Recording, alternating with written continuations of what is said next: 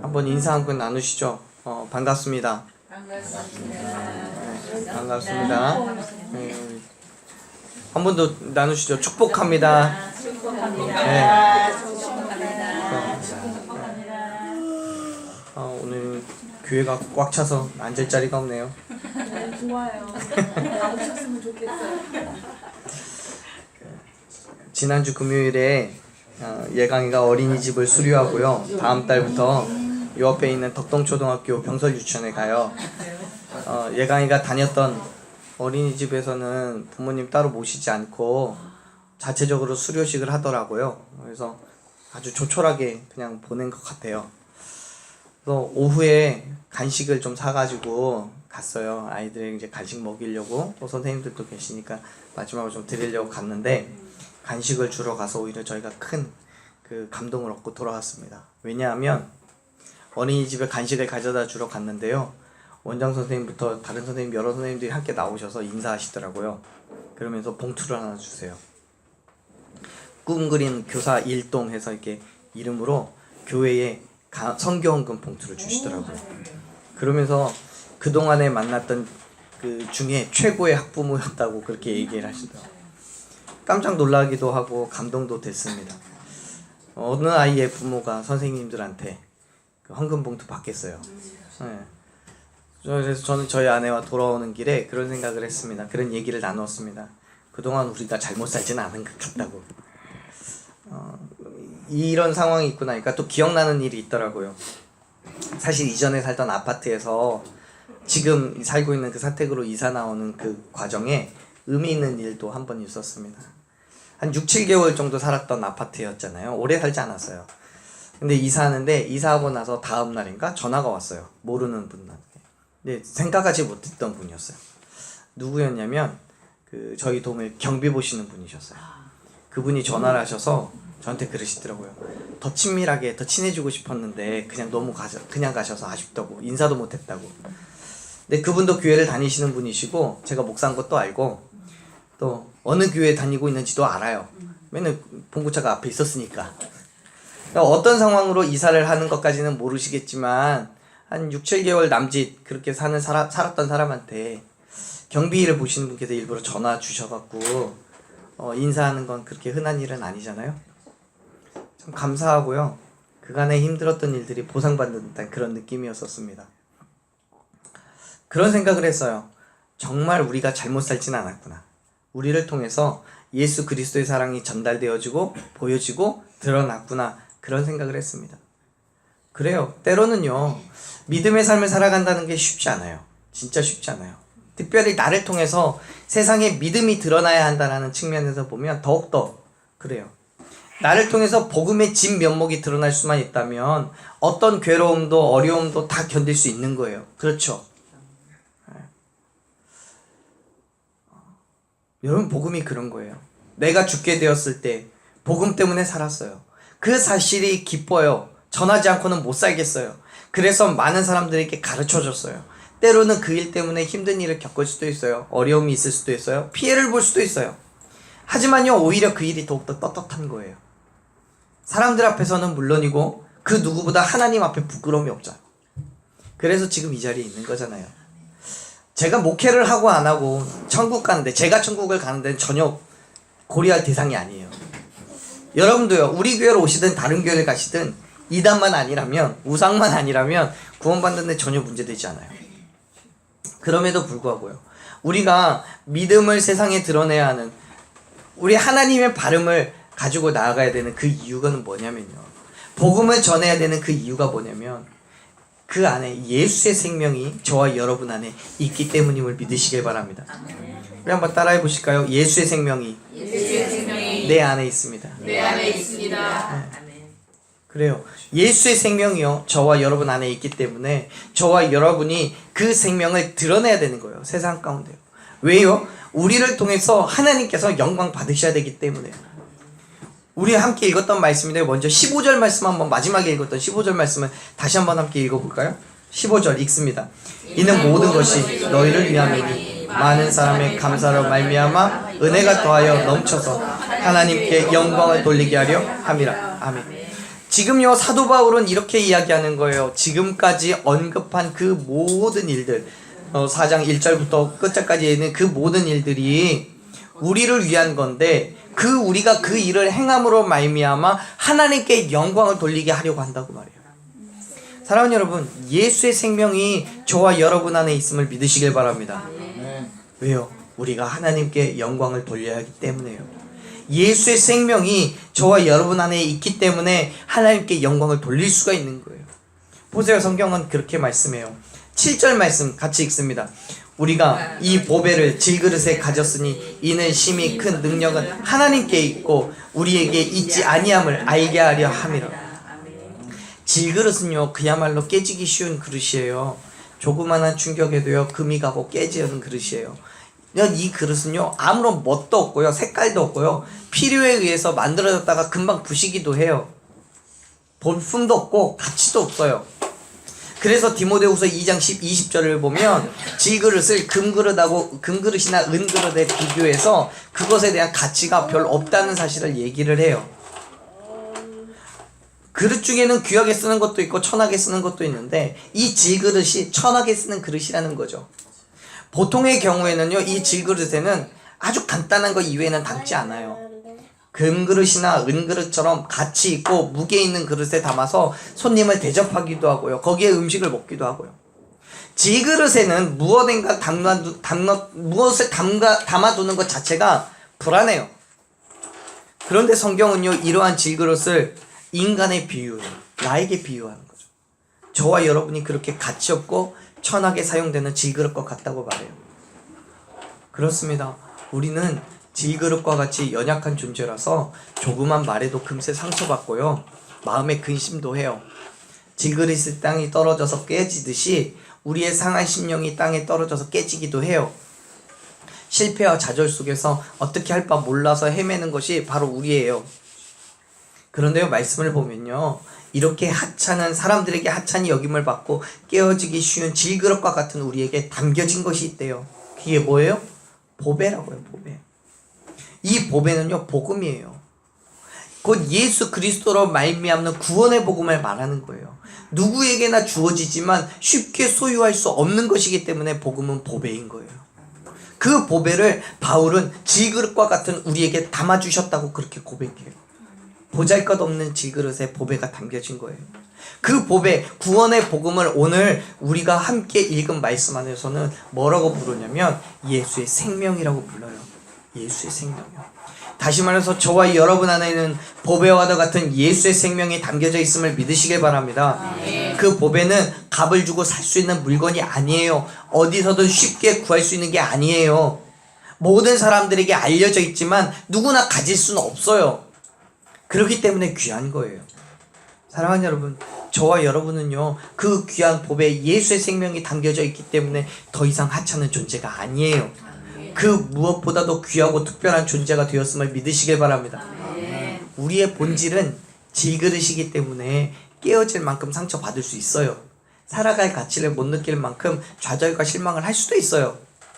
그런데요 이 모든 것들은 세상 사람들이 가지는 감정이죠. 마음의 보배를 담고 있는 주님의 질그릇은 더 이상 하찮은 질그릇이 아니잖아요. 금그릇이나 은그릇으로 바뀌지 않고 여전히 질그릇이에요. 보배가 담겨져 있지만 그렇다고 해서 우리를 금그릇이라고 은그릇이라고 얘기하지 않잖아요. 보배가 담겨져 있어도 그 귀한 게 담겨져 있어도 여전히 우리는 질그릇이에요. 그렇기 때문에 언제든지 깨질 수도 있고요. 상처받을 수 있어요. 하지만 그럼에도 불구하고요.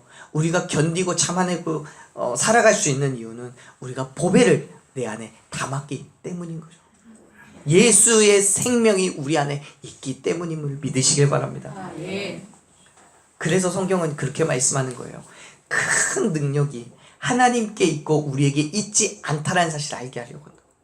다시 말해서 우리가 귀한 존재가 된 이유는 질그릇이나 금그릇이나 질그릇이 금그릇이나 은그릇처럼 가치 있게 된 그런 귀한 것으로 바뀌어버렸기 때문이 아니라 그 그릇 안에 여전히 질그릇이지만 그 그릇 안에 예수의 생명이 있기 때문이라고 말하는 거예요.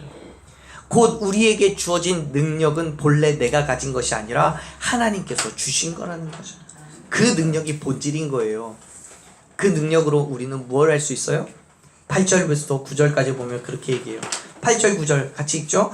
우리가 사방으로 우겨쌈을 당하여도 쌓이지 아니하며 답답한 일을 당하여도 낙심하지 아니하며 박해를 받아도 버림받지 아니하며 거꾸러뜨림을 당하여도 망하지 아니하며. 아멘. 이제는 더 이상 우리가 사방으로 우겨쌈을 당하여도 쌓이지 않아요. 답답함을 당하여도 낙심하지 않아요. 박해를 받아도 버림받지 않아요. 거꾸러뜨림을 당해도 망하지 않아요. 세상의 그 어떤 것으로 우리를 괴롭게 하더라도요, 어떤 어려움과 아픔이 있더라도요, 우리는 그것에 쓰러지고 넘어지지 않아요. 왜요? 우리에게 능력이 있기 때문에요. 그 능력이 어떤 능력이에요? 어떻게 주어진 능력이에요? 예수의 생명으로 주어진 능력이라는 거예요. 내 안에 보배가 담겨져 있기 때문에 주어진 능력이라는 거예요. 그게 없다면 여전히 우리는 세상의 인간들과 똑같은 거예요. 우겹산 당하면요 쌓여져요. 답답한 일 당하면요 답답해요.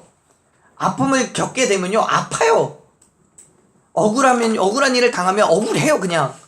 그런데요 우리 안에 그 질그릇과 같은 우리 안에 예수의 생명 그 보배가 담겨져 있음으로 인해서 우리는 그 모든 것들을 참아내고 견디고 이겨낼 수 있음을 믿으시길 바랍니다. 사랑하는 여러분, 세상에서 우리를 어떤 것으로 괴롭게 하더라도요 우리는 우리 안에 있는 예수의 생명으로 인하여 능히 이길 수 있는 힘을 얻었다는 사실을 기억하시길 바랍니다. 그 말씀은요 이론적으로 그렇다는 것을 설명하는 게 아니에요. 이론적으로 그럴 수도 있어 추측하거나 추론하는 게 아니에요. 바울 사도가 지금 이 말을 하면서 그의 머릿속에는 이미 자기가 경험했던 그 모든 것들이 주마등처럼 떠올랐을 거예요. 고난과 그 수많은 고난과 핍박을 통해서 얻은 거죠.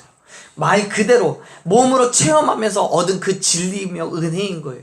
그래서 오늘날 저와 여러분에게도 동일하게 말씀하는 겁니다. 좌절하지 말라고요. 시험 당하지 말라고요. 왜요? 예수의 생명이 저와 여러분 안에 있음으로 인하여서 그 모든 것들을 견뎌내고 이길 수 있는 능력을 얻었기 때문입니다. 믿으시죠? 보세요. 고린도후서 11장 23절에서부터 보면요 바울은요 그 누구보다도 힘든 일들을 겪었다고 말해요. 한 말씀을 찾아볼까요? 우리 잠깐 오늘 말씀 4장 말씀을 갈라놓으시고 고린도후서 11장 말씀 한번 찾아보세요. 11장 23절. 자, 23절부터 함께 읽겠습니다. 그들이 그리스도의 일꾼이냐 정신없는 말을 하거니 나는 더욱 그러하도다. 내가 수고를 넘치도록 하고 옥에 갇히기도 더 많이 하고 매도 수없이 맞고 여러 번 죽을 뻔하였으니 24 유대인들에게는 40에서 하나 감한배를 5번 맞았으며 3번 태장으로 맞고 1번 돌로 맞고 3번 파선하였고 일주야를 깊은 바다에서 지냈으며 26절 여러 번 여행하며 강의 위험과 강도의 위험과 동족의 위험과 이방인의 위험과 시내의 위험과 광야의 위험과 바다의 위험과 거짓 형제 중에 위험을 당하고 27절 또 수고하고 애쓰고 여러 번 자지 못하고 줄이며 목마르고 여러 번 굶고 춥고 헐벗었노라. 아멘.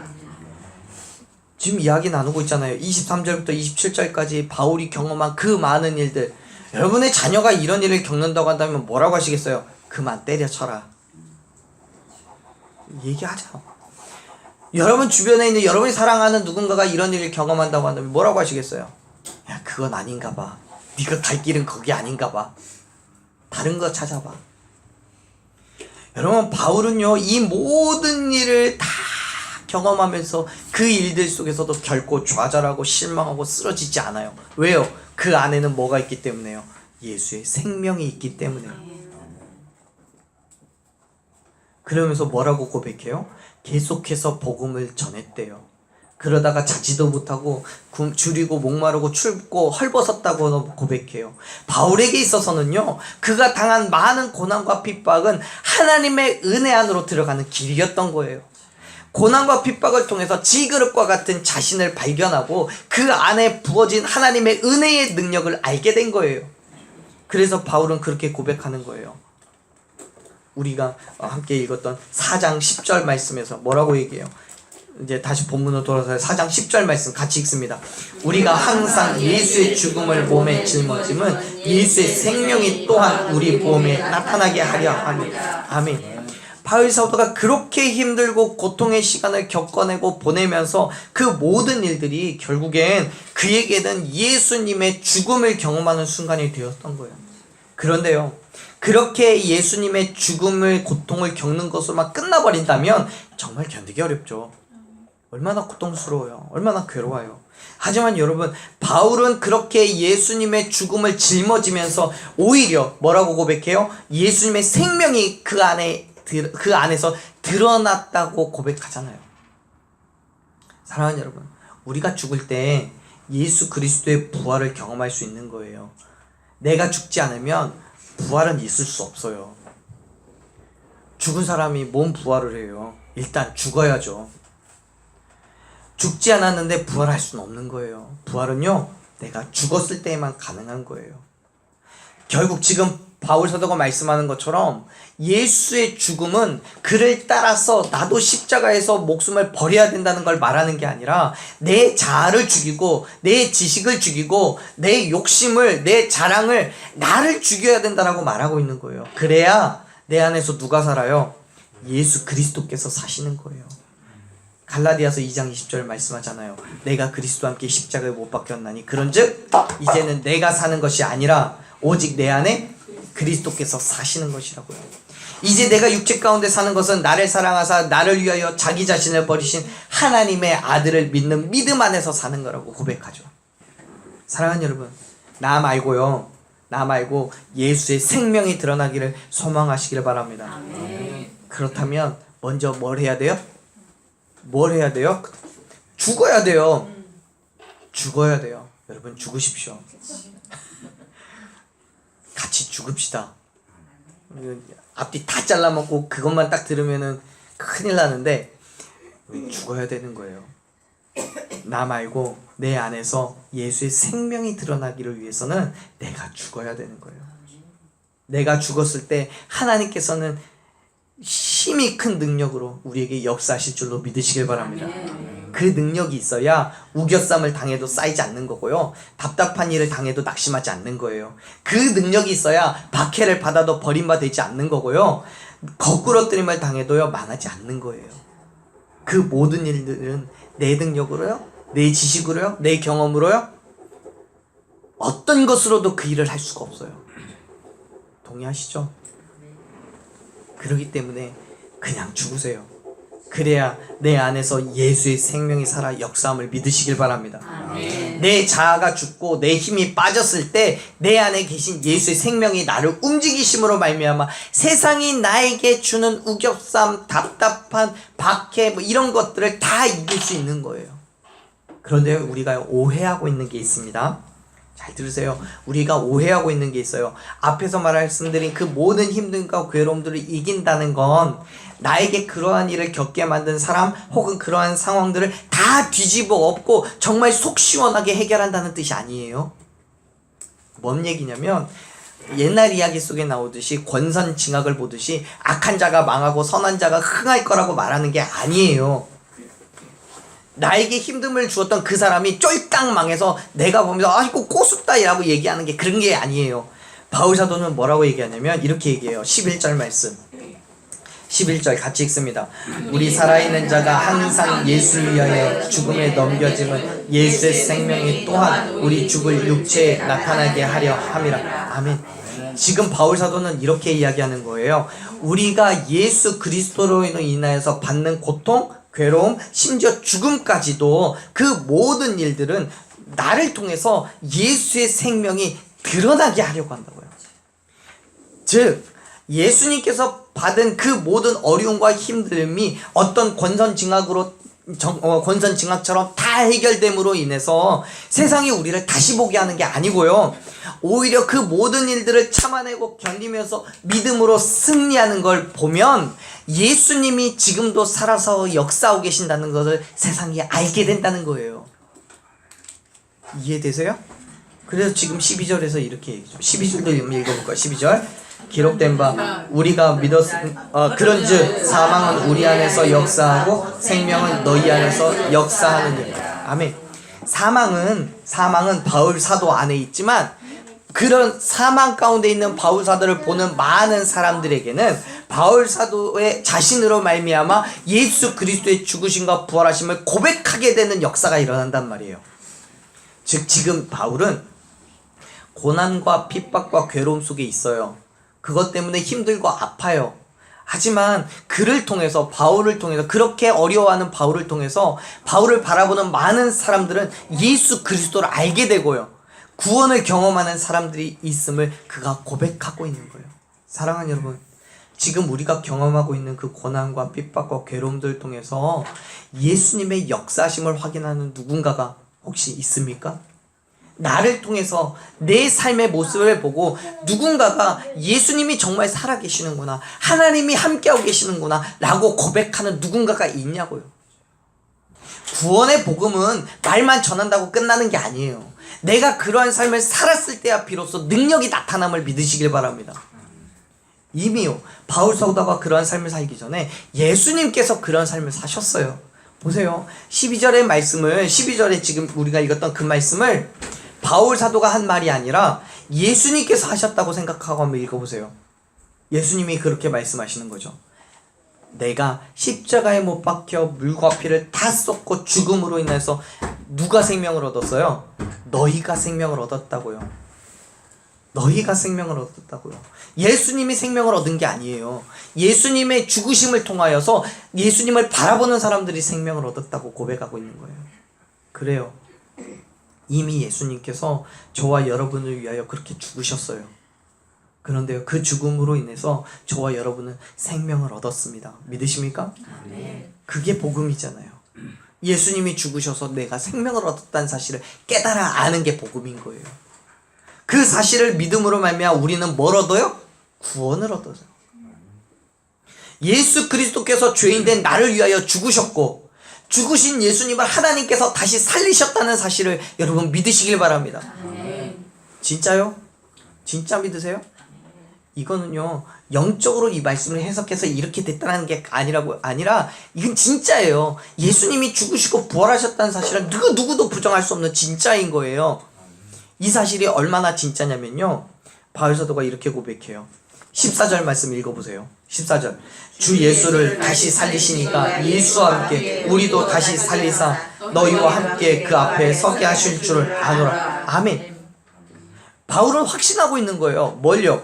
예수님께서 다시 부활하셨다면 그 사실을 믿는 자신 또한, 또 그 사실을 믿는 모든 사람 또한 하나님께서 다시 살려주실 거라는 사실을 확신하고 있는 거예요. 믿으시길 바랍니다. 바울은 고린도전서 15장 3절 4절에서도 분명하게 말해요. 한번 말씀 찾아보세요. 고린도전서 15장 3절 4절.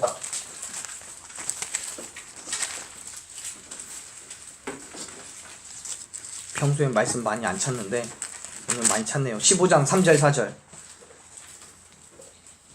읽어보세요. 내가 받은 것을 먼저 너희에게 전하였는 이는 성경대로 그리스도께서 우리 죄를 위하여 죽으시고 장사 지낸 바 되셨다가 성경대로 사흘 만에 다시 살아나사. 아멘. 지금 성경은 고백하고 있는 거예요. 뭘요? 예수님께서는 성경의 말씀대로, 여기서 말하는 성경은 구약의 성경 말하는 거예요. 성경의 말씀대로 우리의 죄를 위해서 예수님이 죽으시고 장사 지낸 바 되었다가 성경대로 구약에서 예언하고 있는 대로 사흘 만에 다시 살아나신 분이라고 고백하고 있는 거예요. 그분이 예수님의 하나님의 아들이시라고요. 그리고 이제 우리가 함께 읽은 그 14절에서 또 동일하게 이야기하는 거예요. 예수님께서 사흘 만에 살아나신 것처럼 저와 여러분 또한 다시 살아나 하나님 앞에 서 있을 것을 자기는 확신하고 알고 있다고 말입니다. 사랑하는 여러분, 예수님께서 죽으시고 다시 부활하셨다는 사실을 믿으십니까? 아멘. 정말 확실하게 믿으십니까? 아멘. 그렇다면요, 예수님을 다시 살리신 하나님께서 저와 여러분 또한 다시 살려주실 것을 믿으시길 바랍니다. 아멘. 확신하시길 바래요. 더 나아가서 우리의 믿음은 죽은 후에 다시 살아나는 것뿐만 아니라 하나님께서 원하신다면 우리의 죽을 몸도 깨끗하게 하실 줄로 믿으시길 바랍니다. 아멘. 말씀 하나만 더 찾아볼까요? 로마서 8장 11절 말씀 한번 찾아보세요. 로마서 8장 11절 말씀을 보면 그렇게 말씀하세요. 8장 11절 같이 읽죠. 예수를 죽은 자 가운데서 살리신 이의 영이 너희 안에 거하시며 그리스도 예수를 죽은 자 가운데서 살리신 이가 너희 안에 거하시는 그의 영으로 말미암아 너희 죽을 몸도 살리시리라. 아멘.